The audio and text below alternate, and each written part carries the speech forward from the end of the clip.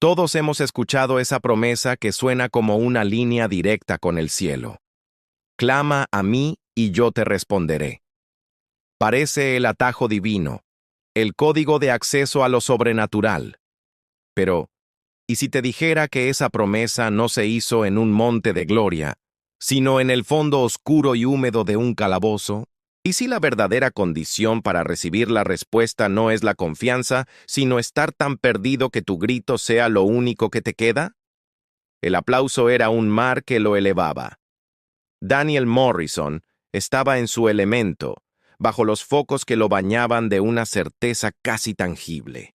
Con la Biblia en una mano y el micrófono en la otra, era más que un pastor. Era un conductor de milagros, un traductor de la voluntad divina. ¡Hermanos!, exclamó, su voz un instrumento perfectamente calibrado para la fe. ¿Cuántas veces has marcado el número de Dios y has escuchado el tono de ocupado? Te digo que la línea está libre, siempre lo ha estado. La pantalla gigante detrás de él mostró el versículo. Jeremías 33:3. Clama a mí, leyó, pausando cada palabra para darle peso. Y yo te responderé, y te enseñaré cosas grandes y ocultas que tú no conoces. Dios no es un misterio, es un Padre que anhela responder. La palabra hebrea para clamar aquí es cara. Es un grito de confianza, no de desesperación. Tú clamas creyendo que la respuesta ya viene en camino. ¿Por qué? Porque Él lo prometió. La multitud rugió. Daniel sonrió, la sonrisa segura del que tiene las llaves del reino. Las cosas grandes y ocultas son los negocios que no ves venir, las sanidades que el médico no puede explicar, las relaciones restauradas. Es el plan A de Dios para tu vida revelado. Basta de vivir en el plan Z. Clama hoy. Mientras firmaba libros y bendecía a la gente, su teléfono vibró insistentemente. Era su madre. La cuarta llamada en una hora. Una punzada de irritación le recorrió el estómago. Siempre era algo. Su hermano Lucas, el eterno problema, el activista idealista que prefería trabajar en un albergue para indigentes que construir un legado. Finalmente, en la limusina rumbo al aeropuerto, respondió: «Mamá, estoy en medio de... ¡Es Lucas!». La voz de su madre era un hilo de pánico. «Está preso, Daniel, en Indonesia. Lo acusan de tráfico de drogas». El mundo, tan sólido y predecible un segundo antes, se inclinó violentamente. Lucas.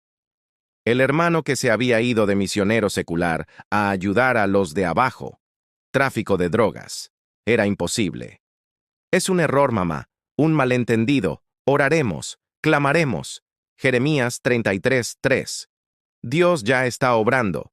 Pero en el avión de 12 horas hacia Yakarta, la fe de Daniel se enfrentó por primera vez al miedo crudo. Rezó, declaró el versículo, repitió cosas grandes y ocultas, como un mantra. Pero por primera vez, las palabras le sabían a hueco, a moneda de cambio con un cielo que de repente parecía muy lejano. La realidad en el país fue un balde de agua helada. La embajada fue burocrática y pesimista. El abogado local, un hombre de rostro cansado, fue directo.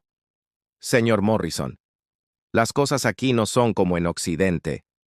Su hermano fue encontrado con una mochila que contenía metanfetamina. Mucha. La evidencia es convincente.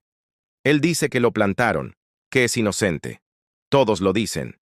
Pero es inocente», insistió Daniel con la fuerza de sus sermones. «Mi hermano es un hombre de Dios, un ayudante».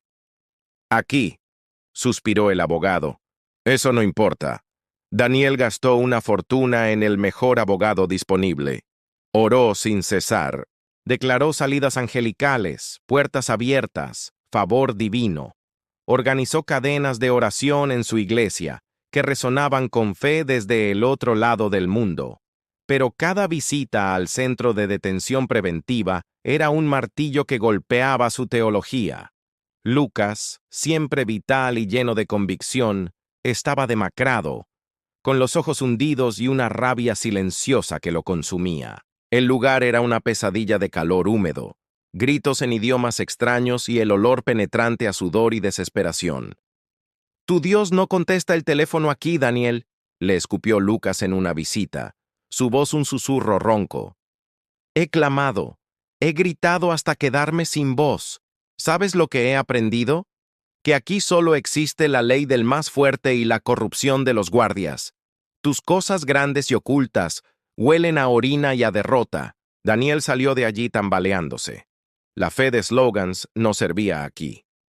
El cara de confianza se ahogaba en este pantano de injusticia. Una noche, en su hotel de lujo que ahora le parecía una burla, encendió la laptop.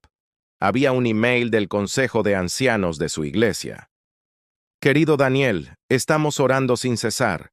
La congregación se mantiene firme en la promesa de Jeremías 33:3. Confiamos en que veremos un milagro espectacular que glorificará el nombre de Jesús.